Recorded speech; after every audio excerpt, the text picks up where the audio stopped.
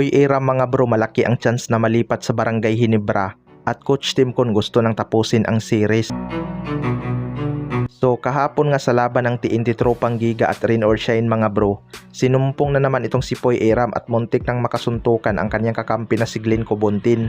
Ayaw ngang magpaawat ni Poy Aram kakareklamo kaya uminit ang ulo nito kay Glenn Cobuntin.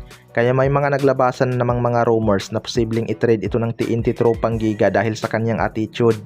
Matatandaan mga bro na naging matunog nga na gusto nitong si Poy Aram makapaglaro sa kanyang dream team na Barangay Ginebra.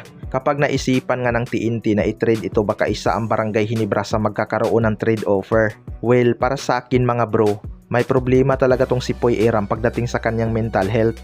Hindi niya nga nakukontrol minsan ang init ng kanyang ulo kaya kahit kakampi niya ay nagiging kaaway niya.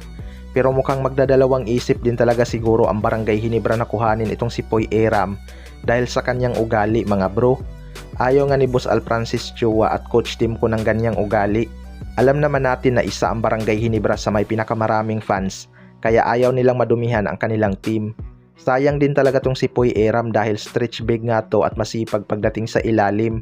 Ang problema lang talaga sa kanya ay sinusumpong minsan at di na nakokontrol ang kanyang emosyon na nagre-resulta ng away.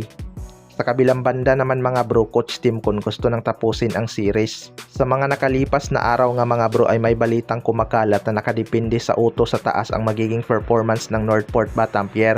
Pero hindi nga ako naniniwala na totoo ang kanyang sinabi mga bro. Although biglang ang nag-iba ang performance ng Batang Pier sa semifinals. Pero hindi naman ibig sabihin ay sinasadya nilang magpatalo. Kita naman natin ang effort ng Barangay Ginebra sa laro at alam nga nila na si Arvin Tolentino ang number 1 local scorer ng Batang Pier.